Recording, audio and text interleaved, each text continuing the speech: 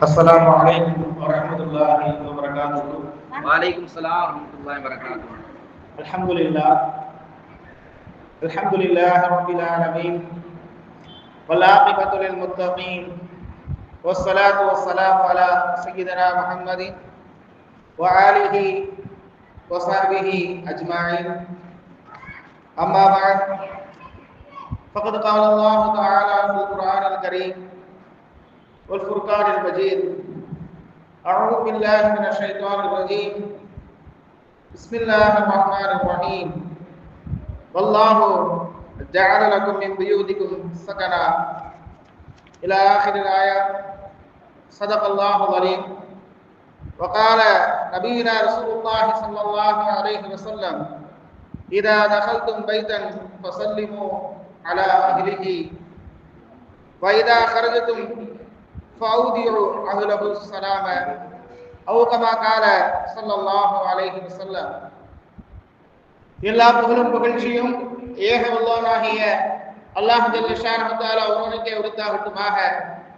மேலும் ஸலாத்தும் ஸலாமும் நமது நாயகம் ரசூல் கரீம் ஸல்லல்லாஹு அலைஹி வஸல்லம் அவர்களின் மீதும் அவர்களுடைய சுன்னத்தான வாழ்க்கை வழிமுறைகளை பின்பற்றிய சஹாபாக்கள், குடும்பத்தார்கள், தாபியன்கள், தபா தாபியன்கள், ஷஹதாக்கள், அவுலியாக்கள், நல்லடியார்கள் மற்றும் இந்த உலகத்திலே வாழ்ந்து கொண்டிருக்கின்ற இனி வாழவிருக்கின்ற ஒவ்வொரு முஃமினான முஸ்லிமான அடியார்களாகிய நம் அனைவர்களின் மீதும் இன்றும் என்றும் என்றென்றும் தகலட்டுமாக.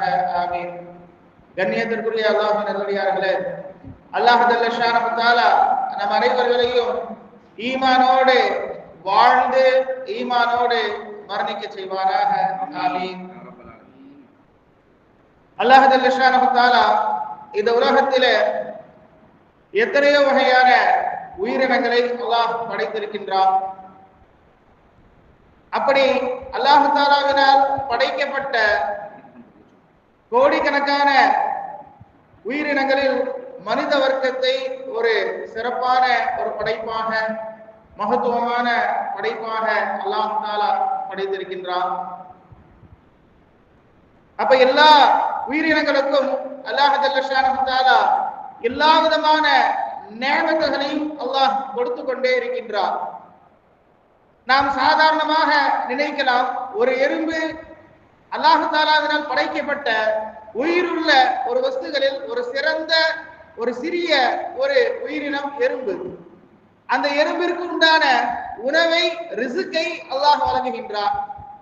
அதே மாதிரி உயிரினத்திலேயே பெரியதாக நாம் பார்க்கக்கூடிய யானை, அப்ப அதற்குண்டான ரிசுக்கை அல்லாஹ் தஆலா கொடுத்து கொண்டிருக்கின்றார். அப்ப இந்த மாதிரியாக நாம் பார்க்கக்கூடிய நேரத்திலே உலகத்தில் உண்டான எல்லா உயிரினங்களுக்கும் அல்லாஹ் தஆலா எல்லா விதமான நிஅமத்துகளையும் அல்லாஹ் கொடுத்து கொண்டே இருக்கின்றான். ரிசுக்கை கொடுக்கின்றான், வாழ்வாதாரத்தை கொடுக்கின்றான், உணவை கொடுக்கின்றான், ஆயுட்காலத்தை கொடுக்கின்றான், அதற்கும் மௌத்தை அல்லாஹ் கொடுக்கின்றான். ஆனால் ஒரே ஒரு விஷயத்தை நாம் கவனத்திலே கொள்ள வேண்டும். இந்த உலகத்திலே வாழக்கூடிய நேரத்தில் அந்த ஒவ்வொரு உயிரினங்களுக்கும் உண்டான ஒரு தங்குமிடத்தை அல்லாஹ் ஏற்படுத்தி வைத்திருக்கின்றான். தங்குமிடம் என்று சொன்னால் ஒவ்வொரு உயிரினங்களும் அந்த நாளுடைய அந்த ஓய்வு நேரத்தை தங்களுடைய ஓய்வுக்காக வேண்டி பயன்படுத்திக் கொள்வதற்கு உண்டான ஒரு இடத்தை அல்லாஹ் தஆலா அந்தந்த உயிரினங்களுக்கு ஏற்றவாறு தேர்வு செய்து அல்லாஹ் கொடுத்திருக்கின்றார். பறவைகளை நாம் பார்க்கலாம். அந்த பறவைகள் எல்லாம் எல்லா இடத்திலேயுமே தங்கிவிடாது. அதற்கென்று கூடுகளை அமைத்து அதை சரியான முறையில அதை பராமரித்து அது தன்னுடைய தங்குமிடத்தை ஒரு சிறப்பான ஒரு இடமாக தன்னை அது பாதுகாப்பதற்காக வேண்டி அமைத்துக் கொள்ளும். அந்த தங்குமிடம் இருக்கின்றதே அதற்கு நிம்மதி அளிக்கக்கூடிய ஒரு இடமாக இருக்கும். இப்படியே அல்லாஹ் தஆலாவினால் படைக்கப்பட்ட எல்லா உயிரினங்களுக்கும் அல்லாஹ் ஜல்ல ஷானஹு தஆலா ஒவ்வொரு விதமான தங்குமிடத்தை அல்லாஹ் ஏற்படுத்தி வைத்திருக்கின்றான். அப்போ அந்த வகையிலே பார்க்கக்கூடிய நேரத்திலே தங்குமிடமாக நமக்கு அல்லாஹ் ஜல்ல ஷானஹு தஆலா நம்முடைய இல்லத்தை அல்லாஹ் ஏற்படுத்தி இருக்கின்றான்.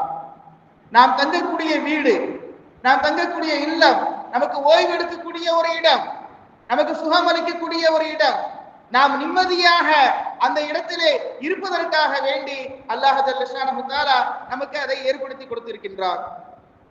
ஒரு காலத்திலே மக்கள் எல்லாம் பார்க்கக்கூடிய நேரத்திலே தேவைகளுக்கு வீடு கட்டினார்கள். கிட்டத்தட்ட இன்று நம்மூரிலே இருப்பது போன்று அந்த காலத்திலே எல்லாம் பார்க்கலாம். ஒரு தெரு என்று எடுத்துக்கொண்டோம் என்று சொன்னால் ஒரு தெருவிலே பல வீடுகள் ஒரே மாதிரியாக இருக்கும், எந்த விதமான ஒரு வேறுபாடும் இருக்காது. ஒரு வீடு எப்படி இருக்கின்றதோ ஒரு தெரு முழுவதும் அதே மாதிரியாகத்தான் அந்த வீடுகளுடைய அமைப்புகள் எல்லாம் இருக்கும். ஆனால் இன்று நாம் பார்க்கக்கூடிய நேரத்திலே ஒவ்வொரு வீடுகளும் ஒவ்வொரு அமைப்பை கொண்டதாக கட்டி கொண்டிருக்கின்றார்கள். பல பழைய அமைப்பை கொண்ட வீடுகளை பார்ப்பது இன்று குறைவாகிவிட்டது, அரிதாகிவிட்ட ஒரு விஷயமாக ஆகிவிட்டது. இப்ப பார்க்கக்கூடிய நேரத்திலே மனிதர்களுடைய சிந்தனைகள் எப்படியெல்லாம் மாறுபட்டு கொண்டே இருக்கின்றது. நினைத்தால் வீட்டுடைய வண்ணத்தை மாற்றி விடுவார்கள், நிறத்தை மாற்றி விடுவார்கள். நினைத்தால் வீட்டுடைய அமைப்பை மாற்றிக் கொள்வார்கள். வீட்டுடைய அமைப்பு முன்பதாக ஒரு மாதிரியாக இருக்கும், பின்னால் அதை தங்களுடைய வசதிக்கு ஏற்ப மாற்றி அமைத்துக் கொள்வார்கள். அப்போ காலத்திற்கு ஏற்ப தாம் தங்கக்கூடிய, ஓய்வெடுக்கக்கூடிய, நிம்மதியை வழங்கக்கூடிய வீடுகளை எல்லாம் தங்களுடைய அந்த எண்ணங்களுக்கு ஏற்றவாறு ஒவ்வொரு மக்களும் அதை மாற்றிக்கொள்ளக்கூடிய ஒரு நிலையை நாம் பார்த்து கொண்டிருக்கின்றோம். ஆனால் ஒரு விஷயத்தை நாம் கவனத்திலே கொள்ள வேண்டும். இந்த வீடு என்று சொல்லப்படக்கூடிய நமக்கு அல்லாஹ் தஆலா வழங்கி இருக்கக்கூடிய இந்த தங்கும் இடம் இருக்கின்றதே, இந்த தங்கும் இடம் என்பது நமக்கு எந்த அளவுக்கு நமக்கு அல்லாஹ்வின் புறத்திலிருந்து அது அருளை வழங்கக்கூடியதாக இருக்கின்றது, அல்லாஹ்வின் புறத்திலிருந்து அது நமக்கு எப்படி மிகப்பெரிய நேமத்தாக இருக்கின்றது என்பதை நாம் சிந்தித்து பார்க்க வேண்டும். இன்று நாமளே எல்லா நபர்களுக்கும் வீடு இருக்கின்றது, தங்குவதற்கு உண்டான இல்லம் இருக்கின்றது. அது வாடகை வீடாக இருக்கலாம் அல்லது சொந்த வீடாக இருக்கலாம். அதே போன்று வீடு பெரியதாக இருக்கலாம் அல்லது வீடு சிறியதாக இருக்கலாம். ஆக மொத்தம் பார்க்கக்கூடிய நேரத்திலே எல்லா மக்களுக்கும் ஒவ்வொரு வீடு அவர்களுடைய சூழ்நிலைக்கு ஏற்றவாறு, அவர்களுடைய வசதிகளுக்கு ஏற்றவாறு அல்லாஹ் தஆலா அந்த வீட்டை ஒவ்வொருவருக்கும் அருளாக, நேமத்தாக அல்லாஹ் தஆலா வழங்கி இருக்கின்றார். இந்த நேரத்திலே ஒரே ஒரு விஷயத்தை பற்றி நாம் சிந்தித்து பார்க்க வேண்டும். என்னவென்று சொன்னால், நம்முடைய இந்த நாட்டிலே கிட்டத்தட்ட 30 கோடி நபர்களுக்கு ஒதுங்குவதற்கு கூட ஒரு கூரை இல்லாத ஒரு நிலை நாம் வாழக்கூடிய இந்த இந்திய நாட்டிலே உண்டான சூழ்நிலை இது. அப்ப அல்லாஹ் தஆலா நமக்கு அதை வழங்கி இருக்கின்றார் என்று சொன்னால், அல்லாஹ் வழங்கி இருக்கக்கூடிய நேமத்தை நாம் எப்படி பயன்படுத்திக் கொண்டிருக்கின்றோம், அதை நாம் எப்படியெல்லாம் பயன்படுத்த வேண்டும் என்பதை நாம் கவனத்திலே கொள்ள வேண்டும். அதிலே முதல் விஷயமாக நமக்கு அல்லாஹ் கேள்வி கேட்பார். என்ன, எத்தனை வீடு கட்டினாய், எந்த வீட்டிலே உன்னுடைய அமைப்பு எப்படி இருந்தது, ஒரு வீட்டில் உன்னுடைய அந்த அறைகள் எத்தனை இருந்தது, இது மாதிரியான கேள்விகள் கிடையாது. அல்லாஹ்வுடைய கேள்விகள் எப்படி இருக்கும் தெரியுமா? உனக்கு நான் செல்வத்தை கொடுத்தேனே, உனக்கு உன்னுடைய செல்வத்தை நீ எப்படி செலவழித்தாய், உனக்கு நான் வீடை கொடுத்தேன், இல்லத்தை கொடுத்தேன், அந்த இல்லத்தை நீ எப்படி பராமரித்தாய், அந்த இல்லத்தை நீ எப்படி எல்லாம் என்னுடைய வழியிலே செலவழித்தாய் என்பதாக நாளை அல்லாஹ் தஆலா கேள்வி கேட்பார். அப்ப அந்த கேள்விகளுக்கெல்லாம் நாம் சரியான முறையிலே பதில் சொல்ல வேண்டும் என்று சொன்னால், நமக்கு அல்லாஹ் தஆலா வழங்கி இருக்கக்கூடிய வீடு அது எப்படி இருந்தாலும் சரி, வாடகை வீடாக இருந்தாலும் சரி, சொந்த வீடாக இருந்தாலும் சரி, வீடு எந்த நிலையிலே இருந்தாலும் சரி, அதிலே நாம் மிக கவனமாக இருக்க வேண்டியது இது ஒன்றுதான். நாம் அந்த வீட்டை நாம் நிம்மதி அளிக்கக்கூடிய வீடாக, சுகமளிக்கக்கூடிய வீடாக நாம் அதை எடுத்துக்கொள்ள வேண்டும். ஏனென்று சொன்னால், மனிதனுக்கு நிச்சயம் ஒவ்வொரு மனிதருக்கும் நிம்மதி தேவை, ஒவ்வொரு மனிதருக்கும் ஓய்வு தேவை. அப்ப அந்த ஓய்விற்கு உண்டான ஒரு நேமத்தாக அல்லாஹ் தஆலா அதை வழங்கி இருக்கின்றார் என்று சொன்னால், அப்ப அதை நாம் பயன்படுத்தக்கூடிய விதத்தை நாம் கவனத்திலே கொள்ள வேண்டும். அப்ப நிம்மதி அளிக்கக்கூடிய விதமாக அல்லாஹ் தஆலா இந்த வீட்டை நமக்கு வழங்கி இருக்கின்றார். அப்ப அந்த வீட்டிலே நிம்மதி இருக்க வேண்டும். அப்ப வீட்டில் நிம்மதி இருக்க வேண்டும் என்று சொன்னால், நம்முடைய செயல்பாடுகள், நம்முடைய விஷயங்கள் எல்லாம் எப்படி இருக்க வேண்டும் என்பதை நாம் கவனத்தில் கொள்ள வேண்டும். குர்ஆனிலே அல்லாஹ் தஆலா இந்த வீட்டை பற்றி நமக்கு அழகாக ஒரு ஆயத்திலே அறிவித்து காட்டி இருக்கின்றார். வல்லாஹு ஜஅல லக்கும் ஃபீ புயூதிக்கும் சகரா, அல்லாஹ் தஆலா உங்களுக்கு உங்களுடைய இல்லங்களை அமைதிக்காக ஏற்படுத்தி இருக்கின்றார்.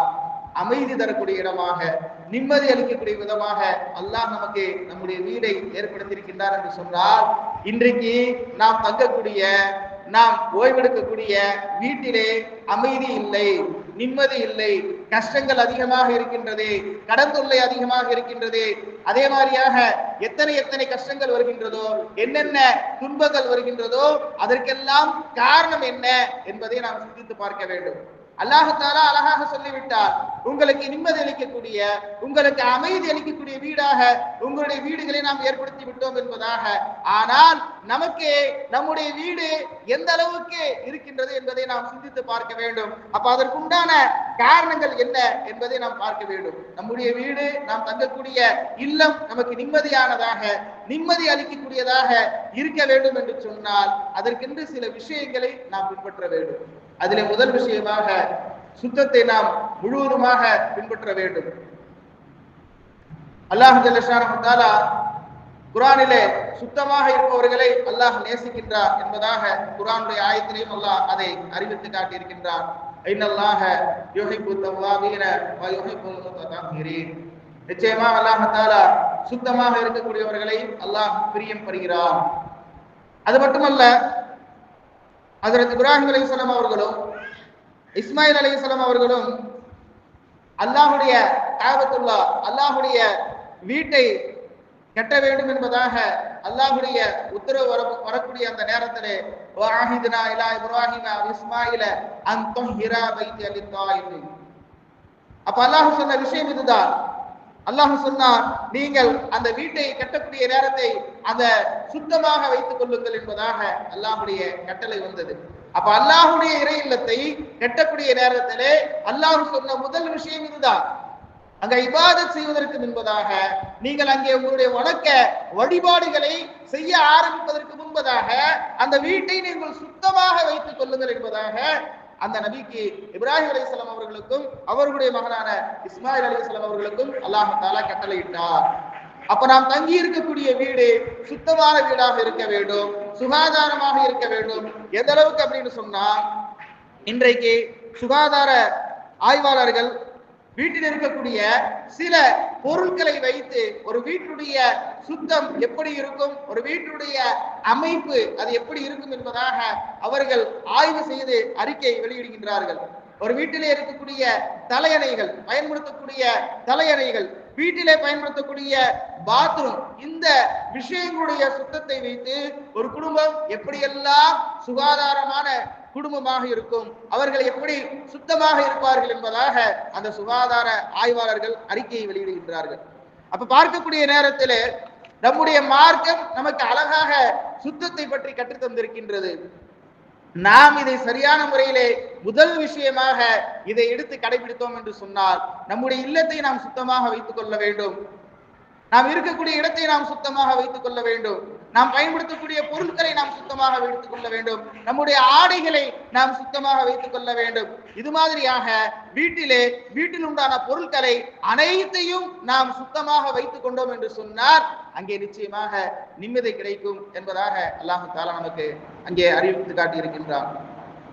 அப்ப அதே மாதிரி இரண்டாவது விஷயமாக நாம் கவனத்திலே கொள்ள வேண்டியது, நற்செயல்கள் அதிகமாக நாம் செய்ய வேண்டும். அல்லாஹ்வுடைய நிஅமத் நமக்கு கிடைத்து விட்டது, அல்ஹம்துலில்லாஹ். அப்ப அந்த அல்லாஹ்வுடைய நிஅமத்தை நாம் எப்படியெல்லாம் பயன்படுத்தி கொண்டிருக்கின்றோம் என்பதை நாம் சிந்தித்து பார்க்க வேண்டும். நான் ஆரம்பத்திலே சொன்னது போன்று உலகத்திலே வாழக்கூடிய மக்களில் எத்தனையோ நபர்களுக்கு தங்குமிடம் இல்லை, வீடு இல்லை, அவர்களுடைய தங்கக்கூடிய ஒரு கூரை கூட இல்லாத ஒரு நிலை இன்றைக்கு நாம் வாழக்கூடிய இந்த உலகத்திலே நாம் பார்த்து கொண்டிருக்கின்றோம். ஆனால் அல்லாஹ் தஆலா நமக்கு அதை நிஅமத்தாக, அருட்கொடையாக அல்லாஹ் தஆலா வழங்கி இருக்கின்றான் என்று சொன்னால் அந்த அருட்கொடையை, அல்லாஹ்வுடைய நிஅமத்தை நாம் எப்படி செலவிட வேண்டும்?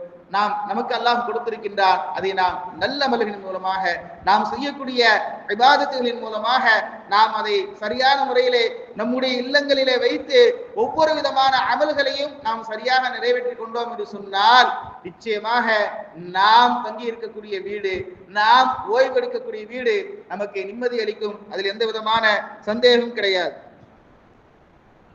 பொதுவாகவே நாம் பார்க்கக்கூடிய நேரத்தில் உலகத்தில் இன்று கோடிக்கணக்கான மக்கள் வாழ்ந்து கொண்டிருக்கின்றார்கள்.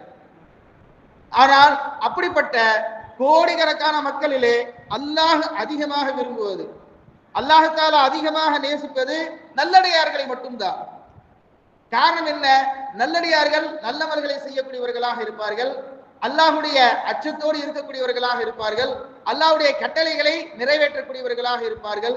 அதே போன்று நபி ஸல்லல்லாஹு அலைஹி வஸல்லம் அவர்களுடைய சுன்னத்துகளை பின்பற்றக்கூடியவர்களாக இருப்பார்கள். மார்க்கத்திலே அனுமதி அளிக்கப்பட்ட விஷயங்களை தங்களுடைய வாழ்க்கையிலே செயல்முறைப்படுத்தக்கூடியவர்களாக இருப்பார்கள். அல்லாஹ் தஆலா தடுத்த விஷயங்களை தவிர்த்து இருக்கக்கூடியவர்களாக இருப்பார்கள். அப்போ இப்படிப்பட்ட நல்லடியார்களை பார்த்து அல்லாஹ் இந்த உலகத்திலே நேசிக்கக்கூடியவனாக இருக்கின்றார், அல்லாஹ் தஆலா பிரியப்படக்கூடியவனாக இருக்கின்றார். அதே போல இவ்வுலகத்திலே அல்லாஹ் தஆலாவுடைய நியமத்துகளிலே அல்லாஹ் நமக்கு வீடை வழங்கி இருக்கின்றார், இல்லத்தை வழங்கி இருக்கின்றார். அந்த இல்லங்களிலே நாம் அல்லாஹ்வுடைய நேசத்தை பெற வேண்டும் என்று சொன்னால் நல்லமல்கள் செய்யக்கூடிய வீடுகளை மட்டும்தான் அல்லாஹ் தஆலா நேசிக்கக்கூடியவனாக இருக்கின்றார். நல்லமல்கள் செய்யக்கூடிய வீடுகளிலே நிச்சயமாக மலக்குமார்கள் வருவார்கள். நல்லமல்கள் செய்யக்கூடிய வீடுகளிலே அல்லாஹ்வுடைய ரஹமத் கிடைக்கும், அல்லாஹ்வுடைய அருள் கிடைக்கும், அல்லாஹ்வுடைய பரக்கத் கிடைக்கும். அப்ப அல்லாஹ் நேசிக்கக்கூடிய வீடாக ஆகிவிட்டது என்று சொன்னால் நிச்சயமாக நாம் 100% என்ன, அதை விட அதிகமாகவே சொல்லலாம், நிச்சயம் நமக்கு அங்கே நிம்மதி கிடைக்கும், அங்கே எந்த விதமான விஷயங்களுக்கும் அங்கே வழி ஏற்படாது என்பதை நாம் தெளிவாக அறிந்து கொள்ளலாம்.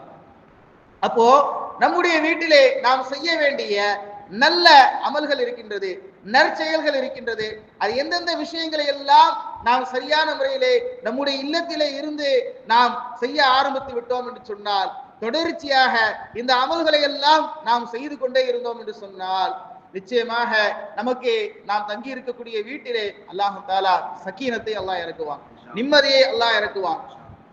அப்ப அதிலே முதல் விஷயமாக நாம் நம்முடைய வீட்டுக்கு நுழைந்தாலும் சரி, அல்லது நாம் அல்லாத வேறொருவரின் வீட்டிற்கு நாம் நுழையக்கூடிய நேரத்திலையும் சரி, முதல் விஷயமாக நாம் கடைபிடிக்க வேண்டிய விஷயம் சலாம் சொல்லக்கூடியது. நபி ஸல்லல்லாஹு அலைஹி வஸல்லம் அவர்கள் ஹதீஸிலே அறிவித்து காட்டினார்கள், இதா தகல்தும் பைத்தன், நீங்கள் ஒருவர் உங்களுடைய வீடுகளுக்கு செல்ல நுழைந்தால் ஃபஸல்லிமு அலா அஹ்லிஹி, வீட்டிலே இருக்கக்கூடியவர்களுக்கு சலாம் சொல்லுங்கள் என்பதாக. அதே மாதிரி வைதா ஹரஜதும், நீங்கள் அந்த வீட்டை விட்டு வெளியே வந்தாலும் சலாம, நீங்கள் அவர்களிடத்திலிருந்து விடைபெற்று சலாம் சொல்லிவிட்டு வெளியே வாருங்கள் என்பதாக நபி ஸல்லல்லாஹு அலைஹி வஸல்லம் அவர்கள் அழகாக ஒரு விஷயத்தை நமக்கு நபி ஸல்லல்லாஹு அலைஹி வஸல்லம் அவர்கள் கற்றுக் கொடுத்தார்கள்.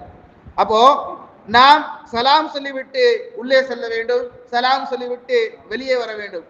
அது நாம் முதல் விஷயமாக கடைபிடிக்க வேண்டியது நம்முடைய இல்லங்களில். சலாம் சொல்லக்கூடிய விஷயத்திலே எதற்கு நாம் விற்கப்பட வேண்டும்? சலாம் சொல்லக்கூடிய விஷயத்திலே ஏன் நாம் யோசிக்க வேண்டும்?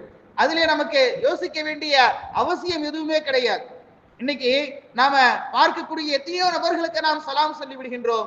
ஆனால் வீட்டிலே இருக்கக்கூடிய நம்முடைய இல்லங்களிலே இருக்கக்கூடிய நம்முடைய இப்போ கணவனாக இருந்தார்கள் என்று சொன்னால் மனைவிக்கு சலாம் சொல்லிவிட்டு செல்வது, மனைவி வெளியே சென்று வரக்கூடிய நேரத்திலே கணவருக்கு சலாம் சொல்லிவிட்டு வருவது, பிள்ளைகள் அதே போன்று பெற்றோர்களுக்கு சலாம் சொல்வது, பெற்றோர்கள் பிள்ளைகளுக்கு சலாம் சொல்லுவது. அப்போ இந்த விஷயம் இருக்கின்றதே நிச்சயமாக நிம்மதி அளிக்கும் என்பதை அல்லாஹ் தஆலா நமக்கு அறிவித்து காட்டி இருக்கின்றான். அப்ப யாரும் சலாம் சொல்லாமல் முதல் விஷயமாக வீட்டிலே நுழையக்கூடாது. சலாம் சொல்லி அனுமதி பெற்றதற்கு பிறகுதான் நாம் வீட்டிலே நுழைய வேண்டும். இதையும் ஒரு சஹாபி நபி ஸல்லல்லாஹு அலைஹி வஸல்லம் இடத்திலே கேட்டார்கள், யா ரசூலுல்லாஹ், நானும் என்னுடைய தாயாரும் ஒரே வீட்டிலே தங்கி இருக்கின்றோம், அனுமதி கேட்டுதான் நான் உள்ள போகணுமா? ஆமா, அனுமதி கேட்டுதான் உள்ள போகணும் ரசூலுல்லாஹ் சொன்னாங்க. பிறகு மீண்டும் இந்த சஹாபி கேட்கிறார், யா ரசூலுல்லாஹ், என்னுடைய தாயாருக்கு பணிவிடை செய்ய வேண்டியது என்னுடைய கடமை, எல்லா பணிவிடைகளும் நான் தான் செய்து கொண்டிருக்கின்றேன், அப்படி இருந்தாலும் நான் அனுமதி கேட்டுத்தான் உள்ளே செல்ல வேண்டுமா என்பதாக அந்த சஹாபி இரண்டாவது முறையாக கேட்கிறாங்க ரசூலுல்லாஹ். நபி ஸல்லல்லாஹு அலைஹி வஸல்லம் சொன்னாங்க, ஆமா நீங்க அனுமதி கேட்டுதான் போகணும் என்பதாக. பிறகு மூன்றாவது முறையும் அந்த சஹாபி ரசூலுல்லாஹ்ட்ட கேட்கிறாங்க, யா ரசூலுல்லாஹ், எல்லா அமல்களும் எல்லா பணிவிடைகளும் எல்லா ஹிதமத்துகளும் நான் செய்யறேன், என்னுடைய தாயாரும் நான் மட்டும்தான் அந்த வீட்டுல இருக்கோம், வேற யாருமே கிடையாது, அப்படி இருந்தாலும் நான் அனுமதி பெற்றுத்தான் செல்ல வேண்டுமா என்பதாக அந்த சஹாபி நபி ஸல்லல்லாஹு அலைஹி வஸல்லம் இடத்துல கேட்கக்கூடிய நேரத்திலே நபி ஸல்லல்லாஹு அலைஹி வஸல்லம் அவர்கள் ஒரு வார்த்தையை அந்த சஹாபி இடத்துல கேட்டார்கள். உன்னுடைய தாயை ஆடை இல்லாமல் பார்க்க விரும்புவாயா? இல்லை யா ரசூலல்லாஹ், எப்படி பார்க்க முடியும் என்பதாக அந்த சஹாபி சொன்னார். அப்போ நீ அனுமதி கேட்டு செல்வதுதான் நல்ல விஷயமாக இருக்கும் என்பதாக நபி ஸல்லல்லாஹு அலைஹி வஸல்லம் அவர்கள் அறிவித்து காட்டினார்கள். அப்போ வீட்டிலே கடைபிடிக்கக்கூடிய ஒழுக்கத்தையும் நபி ஸல்லல்லாஹு அலைஹி வஸல்லம் அவர்கள் நமக்கு அழகான முறையிலே கற்று தந்திருக்கின்றார்கள். அதே மாதிரி நம்முடைய வீடு அது அல்லாஹ்வுடைய ஞாபகத்தோடு இருக்கக்கூடிய ஒரு வீடாக இருக்க வேண்டும்.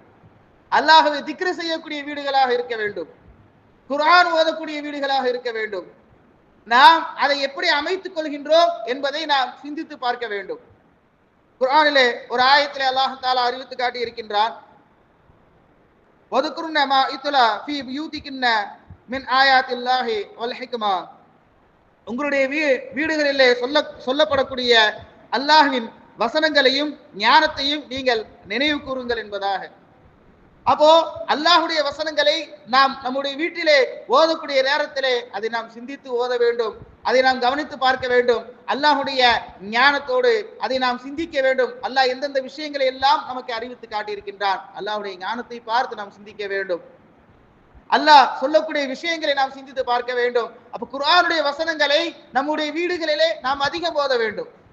இன்னைக்கு பார்த்தோம் அப்படின்னு சொன்னா, ரமலான் மாதம் வந்துருச்சு அப்படின்னு சொன்னா, அந்த மாதத்துல மட்டும் நம்ம ஆட்களை மாதிரி குர்ஆன் ஓதக்கூடிய நபர்கள் எங்கேயும் பார்க்க முடியாது. இது ஒரு ஆர்வம், ஒரு ஆசை. ரமலானுடைய மாதம் வந்து விட்டது என்று சொன்னால் நம்மிடத்துல ஏற்படக்கூடிய ஆர்வம் என்ன அப்படின்னா, அதிகமான நன்மைகளை நாம் பெற வேண்டும், அதிகமான நன்மைகளை நாம் பெற வேண்டும் என்பதற்காக வேண்டி அதிகமான அமல்களை எல்லாம் நாம் செய்வோம். அதிலேயும் குறிப்பாக குர்ஆன் ஓதக்கூடிய விஷயம் இருக்கின்றதே, அதை நாம் அதிகப்படுத்திக் கொள்வோம். ஒரு நாளைக்கு 2 ஜுஸ் ஓதக்கூடியவங்க இருப்பாங்க, ஒரு நாளைக்கு 3 ஜுஸ் குர்ஆனிலிருந்து ஓதக்கூடியவங்க இருப்பாங்க. குறைந்தது ஒரு ஜுஸாவது ஒரு நாளைக்கு ஓதி ரமலானில் குறைந்தது ஒரு குர்ஆனை ஓதக்கூடிய நபர்களும் இருப்பார்கள். ஆனால் இந்த குர்ஆன் இருக்கின்றதே ரமலானுக்காக வேண்டி மட்டும் இறக்கப்பட்ட வேதம் அல்ல. குர்ஆன் நமக்கு நேர்வழி காட்டக்கூடிய வேதம். அல்லாஹ்வை நினைவு கூறக்கூடிய எல்லா விஷயங்களையும் அல்லாஹ் தஆலா நமக்கு குர்ஆனிலே வைத்திருக்கின்றான். நாம் வாழ்வதற்குண்டான அனைத்து விஷயங்களும் அல்லாஹ் குர்ஆனிலே வைத்திருக்கின்றான். நம்முடைய எல்லா விதமான கேள்விகளுக்கும் பதிலை அல்லாஹ் தஆலா குர்ஆனிலே வைத்திருக்கின்றான். அப்ப குர்ஆனை பற்றி, குர்ஆனுடைய சிறப்புகளை பற்றி சொல்ல வேண்டும் என்று சொன்னால் அதை பற்றி நாம் நிறைய சொல்லிக் கொண்டே இருக்கலாம். அந்த அளவுக்கு குர்ஆனை சிறப்பான வேதமாக, குர்ஆனிற்கென்று பல மேன்மைகளை அல்லாஹ் தஆலா வைத்திருக்கின்றான். அப்ப அந்த குர்ஆனை நம்முடைய வீடுகளிலே நாம் அதிகமாக நினைவு கூர்ந்து ஓதக்கூடிய நேரத்தில் மட்டும்தான் அந்த குர்ஆனுடைய அந்த அல்லாஹ்வினால் சொல்லப்பட்ட விஷயத்தை நினைவு கூர்ந்து நாம் பார்க்கக்கூடிய நேரத்திலே நாம் அந்த விஷயங்களை சரியான முறையிலே கடைபிடிக்கக்கூடியவர்களாக இருப்போம். இன்னைக்கு எத்தனையோ விஷயங்கள் இருக்கின்றது. இப்போ வீட்டில நிம்மதி இல்லை அப்படின்னு சொன்னா வீடு கட்டுறதுக்காக வேண்டி கடன் வாங்குறாங்க. அப்ப அந்த கடனை எங்க போய் வாங்குறாங்க, அதை யோசித்து பார்க்க வேண்டும். கடன் வாங்கக்கூடிய விஷயத்திலேயும் குர்ஆன் நமக்கு அழகாக ஹலால் ஹராமை கற்று தந்திருக்கின்றது. மனிதனுடைய வாழ்க்கைக்கு தேவையான அனைத்து விஷயங்களையும் குர்ஆன் நமக்கு கற்று தந்திருக்கின்றது. அப்ப அந்த வீடை கட்ட வேண்டும் என்று சொன்னால் அந்த வீடை எப்படி கட்ட வேண்டும், அப்ப அந்த வீட்டை கட்டுவதற்குண்டான கடன் ஆகிவிட்டது என்று சொன்னால் அப்ப அந்த நிலைமையை எப்படியெல்லாம் அதை கவனத்திலே கொள்ள வேண்டும். இன்னைக்கு வீடை கொண்டு போய் ஈஸியா அந்த வீட்டை வைத்து வேற ஏதாவது தேவைக்காக வேண்டி அந்த வீட்டுடைய பத்திரங்களை வைத்து அதை அடமானம் என்ற பெயரிலே வைக்கக்கூடிய நிலையை நாம் பார்த்து கொண்டிருக்கின்றோம். அப்போ இந்த விஷயத்திலே நாம் கவனமாக இருக்க வேண்டும். அல்லாஹு தஆலா வழங்கி இருக்கக்கூடிய அருட்கொடை நாம் தங்கி இருக்கக்கூடிய வீடு. அப்ப அந்த வீட்டை நாம் பாதுகாக்க வேண்டும் என்று சொன்னால், அருட்கொடையை சரியான முறையிலே நாம் அதை வழிநடத்த வேண்டும் என்று சொன்னால் குர்ஆன் ஓதக்கூடிய விஷயத்திலே மிக கவனமாக இருக்க வேண்டும். குர்ஆன் ஓதக்கூடிய விஷயங்களை நாம் அதிகப்படுத்திக் கொள்ள வேண்டும். அதே மாதிரியாக துவா ஓதக்கூடிய விஷயங்கள் வீட்டிலே இருந்து அதிகமாக நாம் துவா செய்ய வேண்டும். சுன்னத்தான விஷயங்கள் இருக்கின்றதே அதை நாம் அதிகம் கடைபிடிக்க வேண்டும். நபி ஸல்லல்லாஹு அலைஹி வஸல்லம் அவர்கள் ஒரு ஹதீஸிலே அறிவித்து காட்டினார்கள், யாராவது ஒரு நபர் வீட்டிலே வரக்கூடிய நேரத்திலே சலாம் சொல்லவில்லை என்று சொன்னால் ஷைத்தான் சொல்லுவானா, உங்களுக்கு தங்குமிடம் உங்களுக்கு தயாராகி விட்டது. ஷைத்தான் மற்ற ஷைத்தான்களிடத்துல சொல்லுவான், நமக்கு தங்கக்கூடிய இடம் தயாராகி விட்டது என்பதாக. அதே மாதிரி உணவு உண்ணக்கூடிய நேரத்துல அல்லாஹுடைய பெயர் சொல்லல, பிஸ்மில்லா சொல்லல, ஒருத்தர் சாப்பிட ஆரம்பிச்சிட்டாருன்னு சொன்னா உங்களுக்கு உணவும் கிடைச்சிருச்சு, தங்க இடமும் கிடைச்சிருச்சு என்பதாக ஷைத்தான் சொல்லுவாராம். அப்படி இல்ல, ஒருவர் வீட்டுக்குள்ள வரக்கூடிய நேரத்துல துவா ஓதிட்டு வராரு, சலாம் சொல்லிட்டு வராரு அப்படின்னு சொன்னா உங்களுக்கு இங்க இருக்கு தங்குவதற்கு இடம் கிடையாது, வேற இடத்தை பார்த்து போய்க்கங்க. அதே மாதிரி சாப்பிடக்கூடிய நேரத்துல பிஸ்மில்லா சொல்லி சாப்பிடுறாரு அப்படின்னு சொன்னா ஷைத்தான் சொல்லுவான் நமக்கு இங்க உணவும் கிடையாது, தங்குவதற்கு இடமும் கிடையாது, வேறு இடத்தை பார்த்து கொள்ள வேண்டியதுதான் என்பதாக ஷைத்தான் சொல்லிவிடுவானோ. அப்ப இந்த ஹதீஸை நபி ஸல்லல்லாஹு அலைஹி வஸல்லம் அவர்கள் நமக்கு அறிவித்து காட்டி இருக்கின்றார்கள் என்று சொன்னால் இந்த ஹதீஸில் சொல்லப்பட்டுள்ள விஷயத்தை நாம் கவனத்திலே கொள்ள வேண்டும். நாம் இருக்கக்கூடிய வீடு, நாம் தங்கி இருக்கக்கூடிய வீடு சக்கீரத் இல்ல, நிம்மதி இல்ல, அமைதி இல்ல, பல கஷ்டங்கள் ஏற்படுது, கடன்கள் ஏற்படுதுன்னு சொன்னா நாம் எந்தெந்த விஷயங்களை எந்த அளவுக்கு நாம் பின்பற்றி கொண்டிருக்கின்றோம். இப்ப வீட்டுல நுழையக்கூடிய நேரத்துல துவா ஓதிட்டு வருது, வீட்டை விட்டு வெளியே போகக்கூடிய நேரத்துல துவா ஓதிட்டு போறது, அதே மாதிரி வீட்டிலே சாப்பிடக்கூடிய நேரத்துல துவா ஓதுவது, இது மாதிரியாக வீடுகளிலே செய்யக்கூடிய விஷயங்கள் எத்தனையோ இருக்கின்றது. நபி ஸல்லல்லாஹு அலைஹி வஸல்லம் அவர்கள் 2 ரக்காத்து நஃபீலை நீங்கள் வீட்டுக்குள்ள வரக்கூடிய நேரத்திலையும் தொழுங்கள், அதே மாதிரி வீட்டை விட்டு வெளியே செல்லக்கூடிய நேரத்திலையும் தொழுங்கள் என்பதாக நபி ஸல்லல்லாஹு அலைஹி வஸல்லம் அவர்கள் நமக்கு ஒரு அழகான வழிமுறையையும் நமக்கு இல்லங்களிலே செய்யக்கூடிய ஒரு அமலாக நபி ஸல்லல்லாஹு அலைஹி வஸல்லம் அவர்கள் கற்றுத் தந்திருக்கின்றார்கள். நம்முடைய வீட்டிலே நுழையக்கூடிய நேரத்திலே 2 ரக்காத் தொழுது கொள்வீராக. அப்படி இருந்துச்சு அப்படின்னு சொன்னா இந்த 2 ரக்காத்தும் வேறு வீட்டில் நுழைந்த பின் ஏற்படக்கூடிய தீங்கிலிருந்து உம்மை காக்கும் என்பதாக நபி ஸல்லல்லாஹு அலைஹி வஸல்லம் அவர்கள் அறிவித்து காட்டினார்கள். அப்ப வீட்டுக்குள்ள நுழையக்கூடிய நேரத்துல 2 ரக்காத் நஃபில் தொழுதுட்டோம் அப்படின்னு சொன்னா அதற்கு பின்னால் எந்த விதமான தீங்கும் ஏற்படாது. அந்த தீங்கிலிருந்து நாம் தொழுகக்கூடிய அந்த தொழுகை நம்மை பாதுகாக்கக்கூடியதாக இருக்கின்றது. அதே மாதிரி வீட்டை விட்டு வெளியேறுவதற்கு முன்பதாக 2 ரக்காத் நாம் அங்கே நஃபில் தொழுது விட்டு சென்றோம் என்று சொன்னால் வெளியேறி பின் ஏற்படக்கூடிய தீங்கிலிருந்து அது நம்மை பாதுகாக்கக்கூடியதாக இருக்கின்றது என்பதாக. அப்ப அதை நாம் கவனத்திலே கொள்ள வேண்டும். நமக்கு அல்லாஹ்வுடைய பாதுகாப்பு கிடைக்கின்றது என்று சொன்னால் வீட்டிலே இருந்து 2 ரக்காத் நஃபில் தொழுதுட்டோம் அப்படின்னு சொன்னா வெளியே செல்லக்கூடிய நேரத்துல அது பாதுகாப்பா இருக்கு. வெளியே போகக்கூடிய நேரத்துக்கு முன்பதாக தொழுதுட்டோம் அப்படின்னு சொன்னா அதே மாதிரி வெளியே சென்றாலும் சரி வீட்டிலே இருக்கக்கூடிய நேரத்திலையும் சரி நாம் அந்த 2 ரக்காத் நஃபீலை சரியான முறையிலே தொழுது விட்டோம் என்று சொன்னால் அப்ப அல்லாஹ்வுடைய பாதுகாப்பு முழுவதுமாக நமக்கு அங்கே கிடைக்கின்றது. அப்போ இந்த அமலை நாம் சரியான முறையிலே நாம் கடைபிடிக்கக்கூடிய நேரத்திலே அல்லாஹ்வின் புறத்திலிருந்து நிச்சயமாக நமக்கு நிம்மதி கிடைக்கின்றது. அதே மாதிரி குர்ஆன் ஓதக்கூடிய விஷயத்திலே நான் சொன்னதை போன்று நாம் எந்த அளவுக்கு அதை அதிகப்படுத்த முடியுமோ அந்த அளவுக்கு நாம் அதை ஒவ்வொரு நாளும் ஒவ்வொரு நேரமும் அதிகப்படுத்தி ஓதிக்கொண்டே இருக்க வேண்டும். இப்போ உதாரணமா ஒரு நாளைக்கு 5 வக்து ஃபர்லான தொழுகை இருக்கின்றது என்று சொன்னால் ஒவ்வொரு தொழுகைக்கு பின்னாலும் நான் குர்ஆன் ஓதக்கூடிய வடமையை நாம் அதிகப்படுத்தி கொண்டே இருக்க வேண்டும். ஒரு நேரத்துக்கு ஒரு பக்கம் 2 பக்கம் தொழுகைக்கு பின்னால் ஓதணும் அப்படின்னு சொன்னா குறைஞ்சது 2 நாள்லயே அழகா 2-3 நாட்கள்ல ஒரு ஜுஸ் அழகா ஓதிடலாம். இப்ப காலையில ஃபஜ்ருடைய தொழுகையை நம்ம தொழுகிறோம். அப்ப ஃபஜ்ருடைய தொழுகைக்கு பிறகு சூரா யாசின் ஓதுவது எவ்வளவு சிறப்புகள் இருக்கின்றது, அதற்கு எவ்வளவு மகத்துவம் இருக்கின்றது. மகரிபுடைய தொழுகைக்கு பின்னால் நம்ம சூரா வாக்கியா ஓதுறோம் அப்படின்னு சொன்னா அதற்கு எவ்வளவு சிறப்புகள் இருக்கின்றது.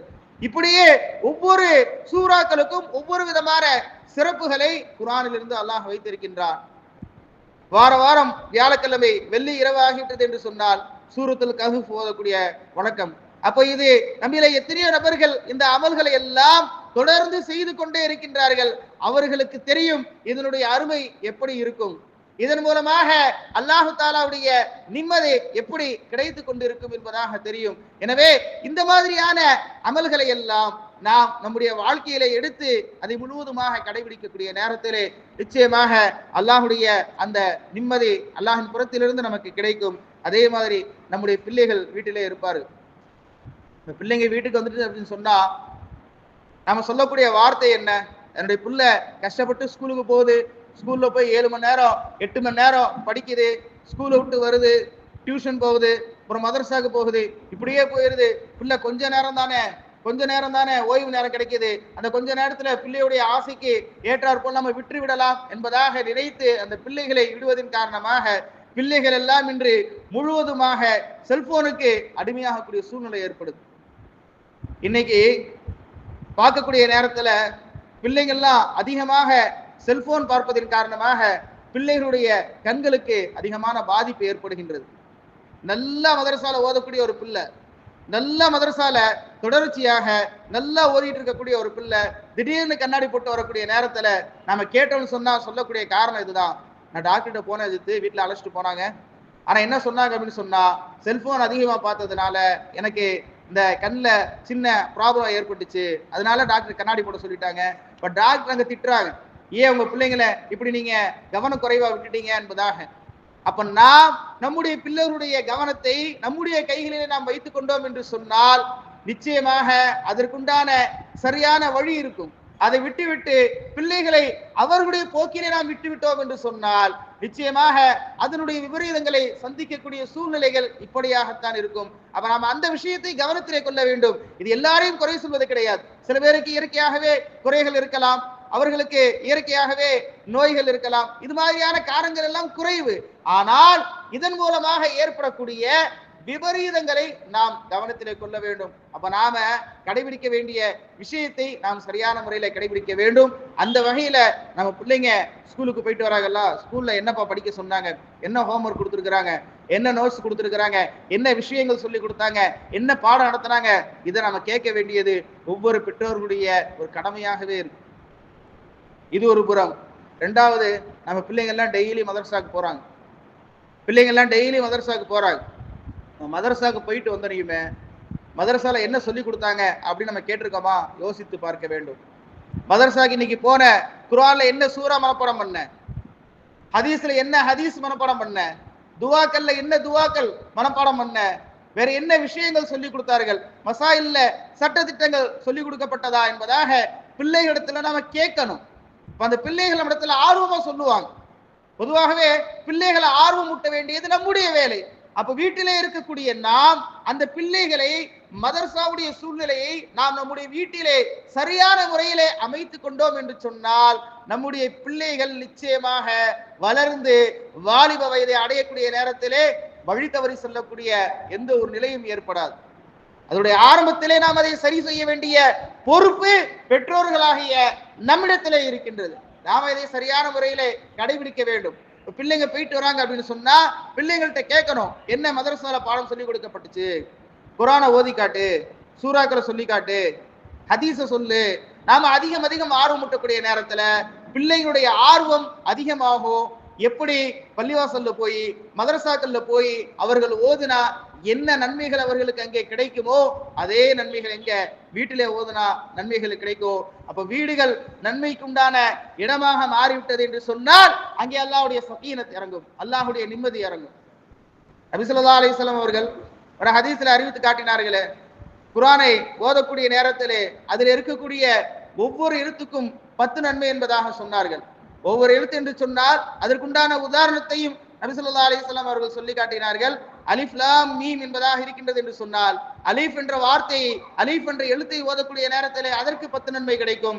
லாம் என்ற எழுத்தை ஓதக்கூடிய நேரத்திலே அதற்கு 10 நன்மை கிடைக்கும்.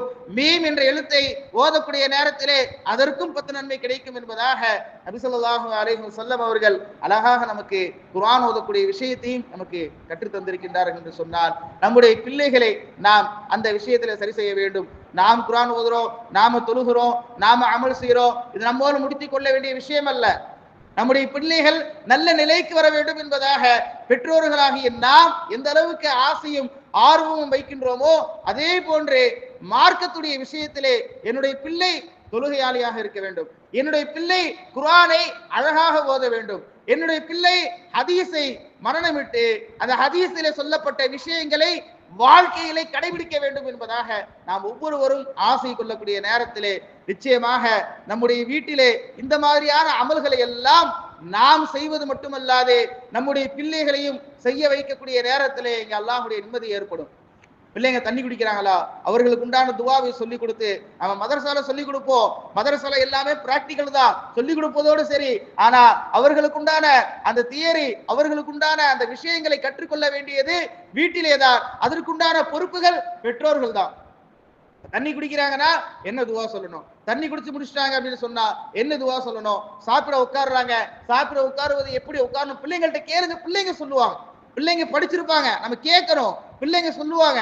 பிள்ளைங்களை அமைதியா உட்கார வச்சு எப்படி சாப்பிடணும், சாப்பிடுறதுக்கு முன்னாடி எப்படி துவா ஓதணும், சாப்பிட்ட பிறகு என்ன துவா ஓதணும், வீட்டை விட்டு வெளியே போகக்கூடிய நேரத்துல என்ன துவா ஓதணும், வீட்டுக்குள்ள நுழையக்கூடிய நேரத்துல என்ன துவா ஓதணும், இப்படியாக பிள்ளைகளிடத்துல ஆர்வமாக நாம் ஒவ்வொரு கேள்வியாக கேட்கக்கூடிய நேரத்திலே எல்லா கேள்விகளுக்கும் அழகழகான பதில்களை நம்முடைய பிள்ளைகள் சொல்லுவாங்க. நீங்க வேணா கேட்டு பாருங்க.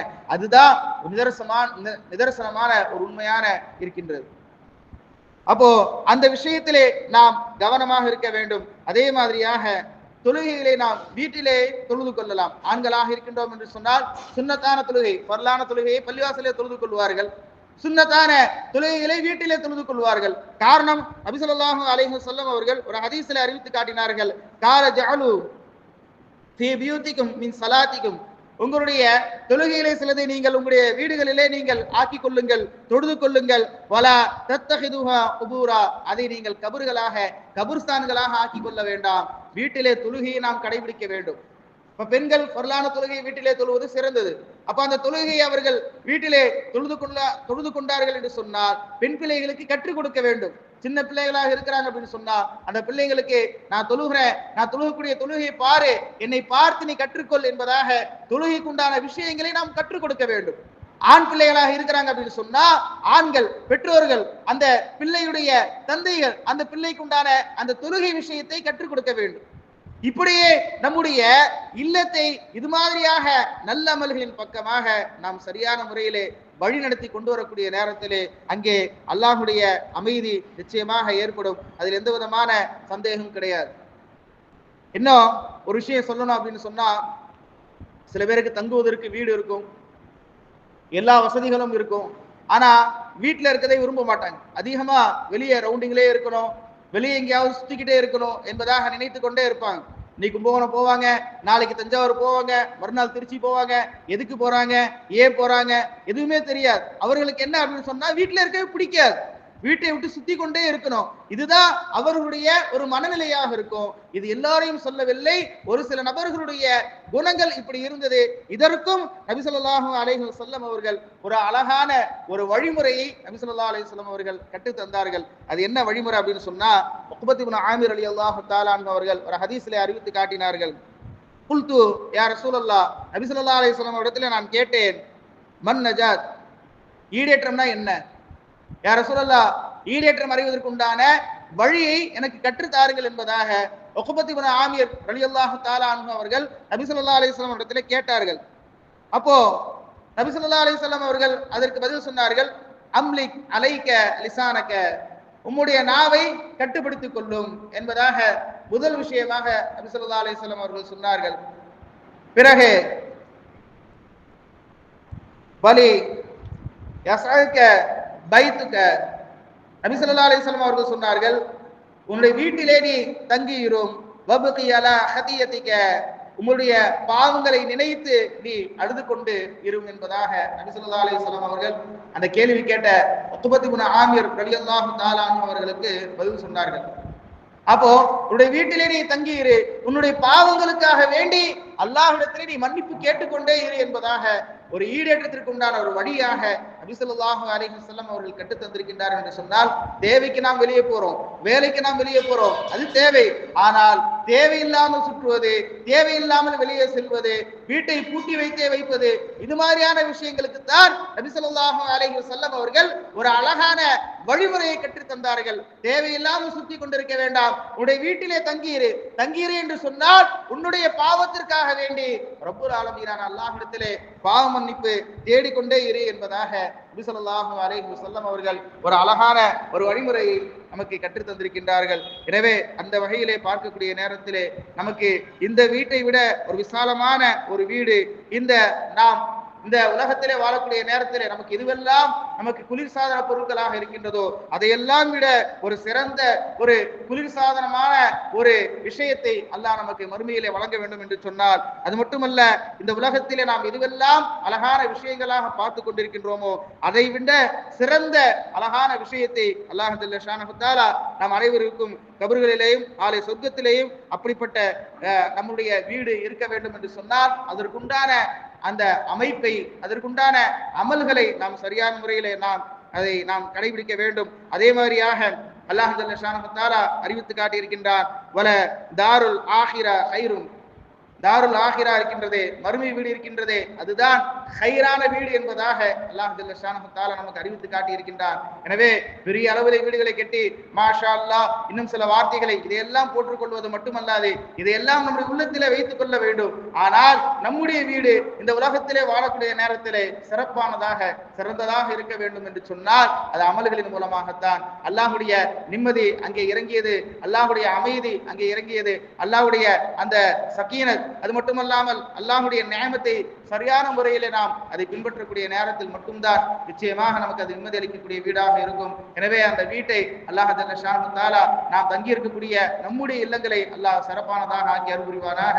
அது மட்டுமல்லாமல் நாளைக்கு சொர்க்கத்திலே உயர்ந்த சொர்க்கமான ஜன்னத்துல் ஃபிர்தௌஸையும் அல்லாஹ் ஜல்ல ஷானஹு தஆலா நாம் அனைவருக்கும் தந்து அருள் புரிவானாக.